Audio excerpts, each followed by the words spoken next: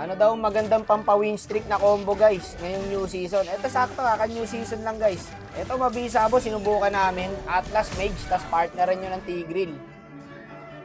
Tangin na mo! Tingnan nyo boy, wala nagawa yung jungle ng kalaban. Ikaw ba naman invade ng dalawang tank eh? O, anong gagawin mo? Ano, hindi siya makalapit sa buff oh. Pero huwag nyo pagkakalat to guys ha, kasi baka ma-win streak din yung iba eh. Baka maraming mag-mage Atlas. No, kawawa naman kayo pag nakalaban nyo. Lugi na agad kayo kasi maduga nga tong combo na to guys.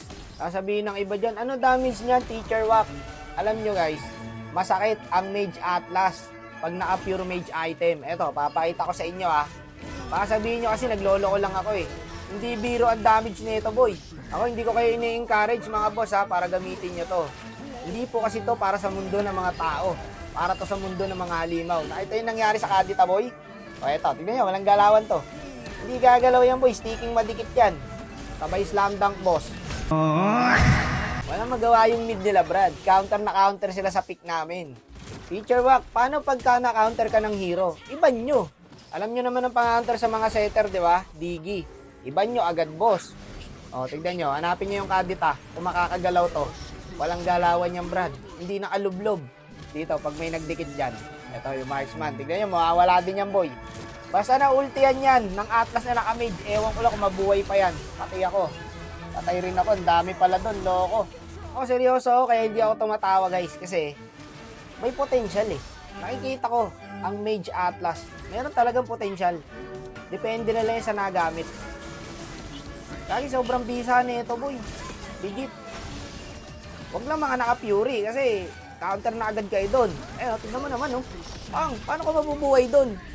Set ng Tigreal, tas ulti ng Atlas. 20 pag nabu. Kung gusto niyo i-try guys, wala namang masama. No, hindi ko naman sinabing 100% win streak ang combo na to. Ang sa akin lang, talagang mabisa to boy. Eto, tignan nyo mangyari sa Kadita. Puno buhay boy, so solo kill ko yan. Kahit hindi na tumulo yung Tigreal dyan eh. Hindi pang karaniwan ang damage nito boy. Tsaka ang ganda ng lineup ng kalabang guys ha. Isipin nyo yun. Wala silang magawa. Ito ang patunay talaga. Tignan nyo, pagbalik ko. Hindi pa kasi namin na-end dito eh. Ito, tignan nyo yung damage ha. Para maniwala kayo. Tignan nyo mangyayari sa buhay ng kalaban. Pag nasetan ko yan boy.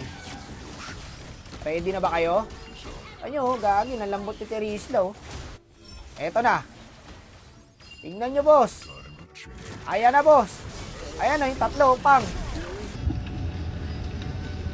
Teknolohiya! Nabura mga kapatid. Hindi man lang binigyan ng karapatan ng mga kalaban para umiskin. Pag ulti ko, pag bagsak, pang.